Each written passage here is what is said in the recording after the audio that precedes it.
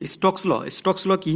কিছুই না, just stock ল কিন্তু আমাদের কোনো সয়েলের ডাইরেক্ট যে মানে সয়েলের সাইজ কত আছে এটা বলে দেওয়ার জন্য কিন্তু যে স্টক যে আছে বৈজ্ঞানিক ইনি কিন্তু এই ফর্মুলা তৈরি করেনি। ইনি ফর্মুলা তৈরি করেছিল এই ভেলোসিটি বের করার জন্য। যদি আমি কোনো একটা সয়েল পার্টিকেল কোনো একটা বালতির মধ্যে জল আছে বা কোনো লিকুইড আছে, এর মধ্যে কোনো পার্টিকেল সয়েল হোক বা কোনো সলিড পার্টিকেল হোক যদি ঘুলে থাকে, তাহলে কত ভেলোসিটিতে ওই সয়েল পার্টিকেল বা সলিড পার্টিকেলটা নিচে থিতিয়ে পড়বে, কত ভেলোসিটিতে, এই ভেলোসিটি বের করার জন্য এই ফর্মুলা দিয়েছে সায়েন্টিস্ট স্টক এই ফর্মুলা দিয়েছে।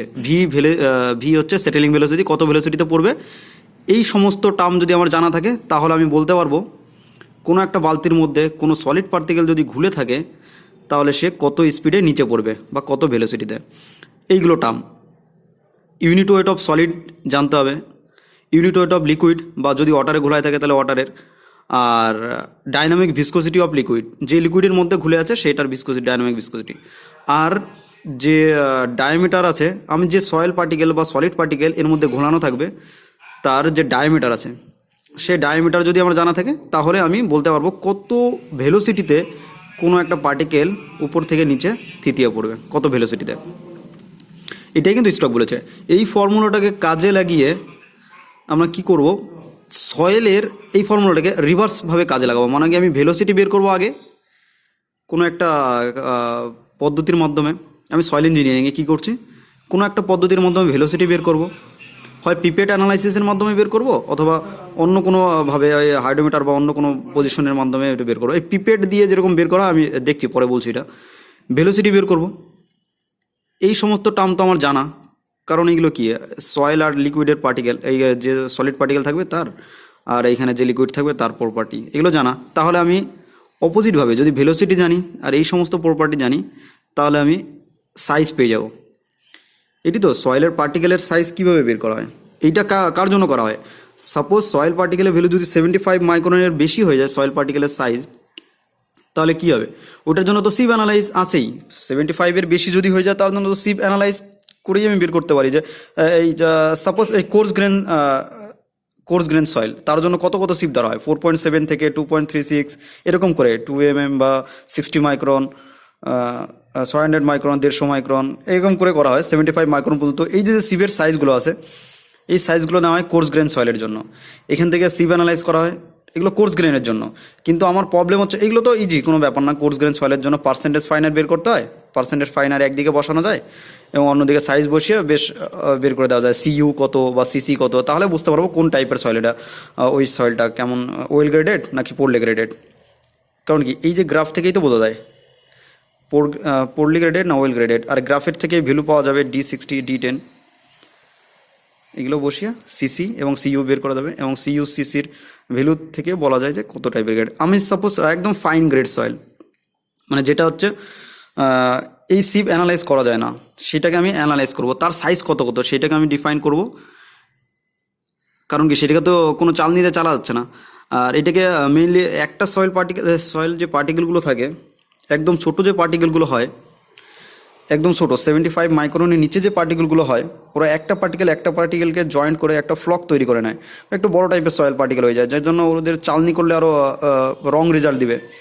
এই জন্য ওটাকে কী করা হয়, কোনো একটা লিকুইডের মধ্যে ঘুলে দেওয়া হয়, ঘুলে দেওয়ার পরে কী হয়, ওটা একটা পার্টিকেলকে গা থেকে সরে যায়, মানে চার্জ থাকে তো প্রথমে, তো পরে সরে যায়, তো পরে দেখা যায় কত স্পিডে পড়ছে। এটাকে আমি কি করব, ভেলোসিটি বের করব অন্য একটা প্রসেসের মাধ্যমে। আমি সাপোজ এইখানে কোনো একটা সয়েল পার্টিকেলকে, এই একটা ফিল্ড আছে আমার, ফিল্ড যেখানে কনস্ট্রাকশন কাজ হচ্ছে সেইখান থেকে আমি সয়েল পার্টিকেল তুলে নিয়ে আসলাম। এই যে সয়েল পার্টিকেল, এটাকে প্রথমে আমি সিপ অ্যানালাইজ করব। 75 মাইক্রনের নিচে যে সয়েল পার্টিকেলগুলো থাকবে সেইগুলোকে নেব আমি সেডিমেন্টেশন অ্যানালাইসের জন্য। তার উপরে যে পার্টিকেলগুলো আছে সেগুলোকে কিসের জন্য নেবো, এই যে সিপ অ্যানালাইজ করার জন্য। 4.75 পর্যন্ত যেটা আছে, 75 থেকে 4.75, এটার জন্য কোর্স গ্রেন বলে, এটার জন্য এই ধরনের সিপ ইউজ করে। আর 4.75-এর যদি উপরে থাকে তার জন্য আরও বড় টাইপের সিপ আছে, যেমন গ্রাভেল ফ্র্যাকশানগুলো, এই 80 mm, 40 mm, 20 mm, এই ধরনের সিপ 4.75 পর্যন্ত এই সিপ ইউজ করা হয়। 4.75 সিপের উপরে যদি কোনো সাইজ থাকে তাদের জন্য এই সিপ অ্যানালাইজ ইউজ করা হয়। আর 4.75 থেকে 75 মাইক্রন জন্য এইটা। কিন্তু 75-এর নিচে যেগুলো থাকে, ক্লে ফ্র্যাকশন টাইপের বা একদম ফাইন গ্রেন সয়েল, তার জন্য কী করা হয়, সেডিমেন্টেশন অ্যানালাইজ। আমি কি করব, এই সয়েল পার্টিকেলটাকে তো প্রথমে বড় বড় সাইজগুলো তো গ্রাভেল যে ফ্র্যাকশন আছে সেইটার মাধ্যমে আমি সেডিমেন্টেশন গ্রাভেল যে ফ্র্যাকশন আছে তার মাধ্যমে আমি করে নিতে পারবো সিভ অ্যানালাইজ। এবং তার থেকে একটু ছোটো যে পার্টিকেলগুলো আছে সেই পার্টিকেলগুলোকে কী করতে পারবো, সিভ অ্যানালাইজ করতে পারবো এই কোর্স গ্রেন সয়েলের মাধ্যমে। যেমন কোর্স গ্রেন সয়েলের জন্য সিভ অ্যানালাইজ 4.75 থেকে এই যে 75 মাইক্রন, এই সাইজের যে সিভগুলো আছে তার জন্য সিভ অ্যানালাইজ করবো, এই সাইজের যে সয়েলগুলো আছে সেই সিভ অ্যানালাইজ করবো। আর এরপরে 75-এর নিচে যেগুলো থাকবে, এখানে পড়ে থাকবে যে সয়েলটা, সেই সয়েলটাকে আমি অ্যানালাইজ করবো। মানে কি, সেই সয়েলও দেখবো যে কত কত সাইজের সয়েল ওর মধ্যে প্রেজেন্ট আছে। সেই সয়েলটাকে আমি কী করবো, এখান থেকে সাপোজ আমি 500 গ্রাম সয়েল নিলাম, যে সয়েলটা 75 মাইক্রন থেকে নিচে চলে আসছে, সেই সয়েলটাকে আমি 500 গ্রাম সয়েল নিলাম, এখানে একটা জারের মধ্যে গুলাই দেবো। গুলাই দেওয়ার পরে কী হবে, সয়েল স্যাম্পেলটা কী হবে, কোর্স গ্রেন মানে সয়েল স্যাম্পেলের একটু বড় সাইজ, একটু ছোটো সাইজ, মিডিয়াম সাইজ সব ঘুলে যাবে একসাথে। ঘুলে যাওয়ার পরে কী হবে, কিছুটা সময় পরে কী দেখা যাবে, বড় যে সাইজগুলো আছে সেগুলো বেশি তাড়াতাড়ি নিচে চলে আসছে। কারণ তো স্ট্রোকস ল তাই বলছে, স্ট্রোকস ল কী বলছে, ভেলোসিটি কার বেশি হবে, যার ডায়ামিটার বেশি হবে তার কী হবে, ভেলোসিটি বেশি হবে, কারণ ডায়ামিটারের স্কোয়ারের সাথে সমানুপাতিক। তার মানে এর মধ্যে যদি আমি 500 গ্রাম সয়েল স্যাম্পেল ফিল্ড থেকে নিয়ে কোনো একটা বালতির মধ্যে গুলাই দিই, তাহলে বড় যে সাইজগুলো আসে সেইগুলো আগে থিতিয়ে পড়বে নিচে, এবং মিডিয়াম সাইজ বা তার থেকে ছোটো সাইজ একটু উপরের দিকে থাকবে। সাপোজ এইরকমভাবে ঘুলে আছে সয়েল স্যাম্পেলটা, এরকম ঘুলে আছে। তেমন কি প্রথমে ঘোলানোর একদম ইনিশিয়াল টাইমে যখন ঘোলাবো আমি সয়েল পার্টিকেলটা, 500 গ্রাম সয়েল স্যাম্পেলটাকে যখন আমি বালতির মধ্যে ঘোলাচ্ছি জলের মধ্যে, তখন কী হবে, বড় পার্টিকেল, ছোটো পার্টিকেল, মিডিয়াম পার্টিকেল সব পার্টিকেল ঘুলে থাকবে। আমি একদম জিরো টাইমে, T=0 টাইমে, মানে সব পার্টিকেল সব জায়গা প্রেজেন্ট আছে। সাপোজ 2 মিনিট পরে দেখছি আমি, তাহলে কী হবে, একদম উপরে যে বড় পার্টিকেলগুলো ছিল সেই পার্টিকেলগুলো নিচের দিকে চলে আসতে হবে, নিচের দিকে চলে আসবে। এই যে মনে করলাম আমি একদম উপরের টপ লেয়ার থেকে নিচের দিকে এইচ ডিস্টেন্স কভার করছে। এইচ ডিস্টেন্স আমি কীভাবে বুঝতে পারবো যে কত ডিস্টেন্স কভার করছে, মনে করলাম এইচ ডিস্টেন্স কভার করছে। এইচ ডিস্টেন্স কভার করে বি লেয়ারে চলে আসছে। প্রথমে এটা এ লেয়ার ধরেছে, এটা বি লেয়ার, এটা সি লেয়ার। এই যে এইখানে যে বড় পার্টিকেলগুলো ছিল এইগুলো পার্টিকেল বি লেয়ারে চলে আসছে, এইচ ডিস্টেন্স কভার করছে। আমার ভেলোসিটি বের করার জন্য কী দরকার, আমি কি জানি, ডিস্টেন্স ইকুয়াল টু কী জানি, ভেলোসিটি ইন্টু টাইম, ফিজিক্সের ফর্মুলা S=VT, ডিস্টেন্স সমান সমান velocity into time.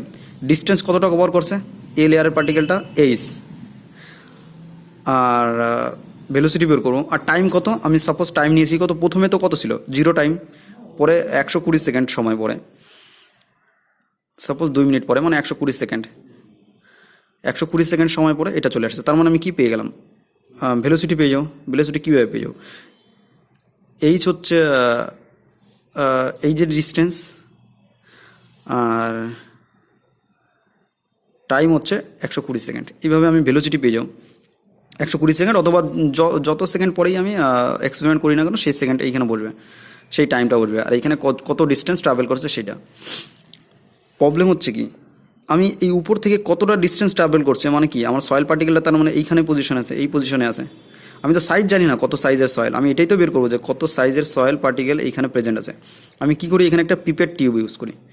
Pipette tube use করার পরে কী হবে, এই যে বি লেয়ার আছে, বি লেয়ারের যে জল এবং সয়েল পার্টিকেল মিশে আছে, এই সয়েল স্যাম্পেলটাকে আমি পিপেট টিউবে করে নেব, মানে নিয়ে নেবো, শোক করে নেবো। কী করবে, এই লেয়ার থেকে জল তুলবো, পিপেট টিউব একদম টপ লেয়ার থেকে নিচে যতটুকুন ডিস্টেন্স আছে, এটা সাপোজ 100 mm ডিস্টেন্স দূরে আছে, 100 mm। তার মানে কি এইচ পেয়ে গেলাম আমি 100।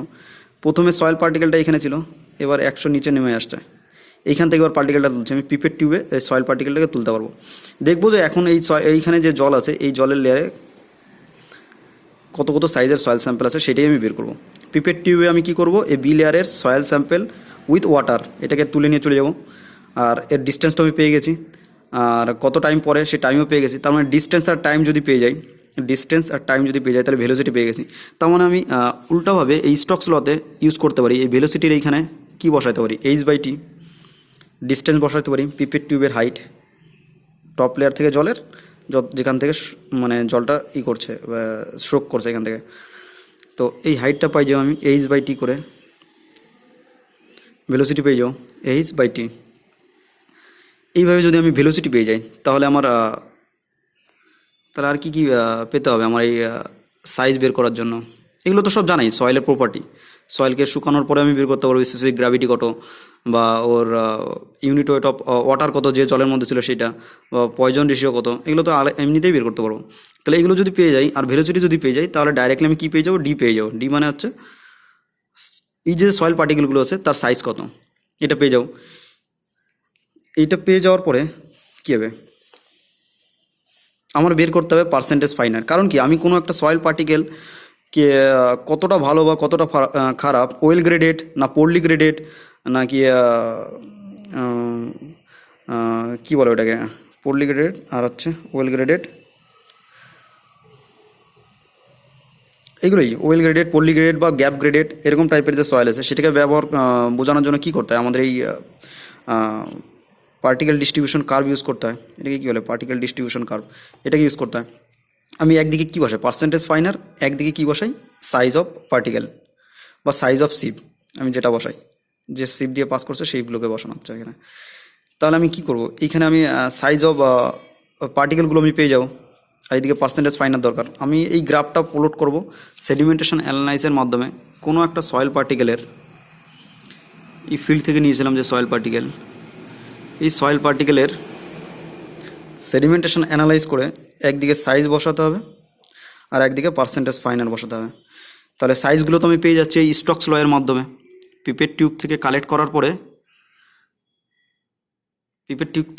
করার পরে আমি এইচ পেয়ে গেছিলাম এবং টি পেয়ে গেছিলাম, কত টাইম পরে আমি কালেক্ট করেছিলাম, কতটা হাইট থেকে কালেক্ট করেছিলাম, এই যেটা টপ থেকে কত ডিস্টেন্স দূরে ছিল পিপেট টিউব থেকে সয়েল স্যাম্পলটা কালেক্ট করেছিলাম, আর কতটা টাইম ডিস্টেন্সে কালেক্ট করেছিলাম। এটা থেকে পেয়ে আমি কী পেয়ে গেছিলাম, ডি পেয়ে গেছিলাম। তার মানে এখানে ডি বসাতে পারি, একটা পজিশন ডি বসলাম, একটা ভ্যালু। বিভিন্ন টাইম পরে যদি আমি কালেক্ট করতে থাকি তাহলে বিভিন্ন ভেলোসিটি আসবে, বিভিন্ন টাইম পরে যদি আমি কালেক্ট করি তাহলে বিভিন্ন ভেলোসিটি আসবে, তার জন্য বিভিন্ন ডায়ামিটার আসবে। তাহলে কী হবে, আমি বিভিন্ন ধরনের ভ্যালু পাবো, এখানে বিভিন্ন ডি পাবো, বিভিন্ন ডি পাওয়ার পরে বিভিন্ন ডি এখানে বসিয়ে দেবো। বেশ, আর এরপরে কি করব আমি, আর কি দরকার আমার, পার্সেন্টেজ ফাইনার দরকার। তাহলে সেডিমেন্টেশন অ্যানালাইজ থেকে পার্সেন্টেজ ফাইনার বের করার ফর্মুলা হচ্ছে এটা, weight of sample less than D. কারণ কি, এই জায়গাটাতে কোথায়, এই জায়গাটাতে কত সাইজের স্যাম্পেল থাকবে, যে স্যাম্পেলটা এই যে ডি সাইজ আছে এর থেকে ছোট স্যাম্পেল থাকবে, অথবা ওই স্যাম্পেলটাই থাকবে, তার থেকে বড় স্যাম্পেলগুলো তো নিচে থিতিয়ে পড়বে। তার মানে কি, পার্সেন্টেজ ফাইনার বের করার ফর্মুলা হচ্ছে এটা, পিপেট টিউবের মাধ্যমে ডি এর থেকে ছোট স্যাম্পেল যতটা আমি এখান থেকে কালেক্ট করছিলাম, এই পিপেট টিউবের মাধ্যমে কী করছিলাম, একটা জল নিয়েছিলাম, তো জল কালেক্ট করছিলাম, জলের মধ্যে সয়েল স্যাম্পেল পার্টিকেল ছিল, এটাকে কালেক্ট করে আমি কি করব, প্রথমে ওভেন ড্রাই করব, ওভেন ড্রাই করার পরে কী করবো, জলটা বেরিয়ে যাবে আর শুধু সয়েল স্যাম্পেলটা পড়ে থাকবে। তার মানে সেই সয়েল স্যাম্পেলটার ওয়েট অফ সয়েল স্যাম্পেল যেটা আমি পিপেট টিউবে কালেক্ট করছিলাম সেটা, এবং ওয়েট অফ কোথায়, ওয়েট অফ সয়েল স্যাম্পেল আর হচ্ছে weight of total soil sample, এটাকেই বলে percentage finer. Weight of soil sample আর weight of total soil sample, এটা হচ্ছে আমি বের করতে হবে। টোটাল সয়েল স্যাম্পেল আমি কত নিয়েছিলাম এর মধ্যে, 500 mg, আর ওয়েট অফ সয়েল স্যাম্পেল এখানে কত আসছে, এখন নিয়েছি কত, সেটা পিপেট টিউবে যতটা আছে ওইটা। সাপোজ এখানে পার্সেন্টেজ ফাইনালের জন্য কী করতে হবে, ওয়েট অফ ড্রাই সয়েল আর ভলিউম অফ পিপেট করব, আর ওয়েট অফ টোটাল স্যাম্পেল আর volume of jar. Total sample কত আছে এখানে, 500 gram, total volume of jar এটা হবে নিচে বসবে, এবং টোটাল ড্রাই ওয়েট কত আছে, মানে পিপেটের মধ্যে যে সয়েল স্যাম্পেল আছে সেই সয়েল স্যাম্পেলের ড্রাই ওয়েট ডিভাইডেড বাই পিপেটের ভলিউম, এইভাবে করলে পার্সেন্টেজ ফাইনার আসবে। পার্সেন্টেজ ফাইনার এইদিকে বসাতে হবে, এইদিকে সাইজ বসালে পরে আমরা গ্রাফ পেয়ে যাবো। বারবার বিভিন্ন টাইম ডিফারেন্সের পরে যদি বারবার ইউজ করি তো বিভিন্ন ধরনের গ্রাফ পাবো, বিভিন্ন গ্রাফ পেলে আমি বলতে পারবো যে সিইউর ভ্যালু বের করতে পারবো, সিসির ভ্যালু বের করতে পারবো, এবং বলতে পারবো কোন টাইপের সয়েল এবং কেমন টাইপের সয়েল। এটুকুই।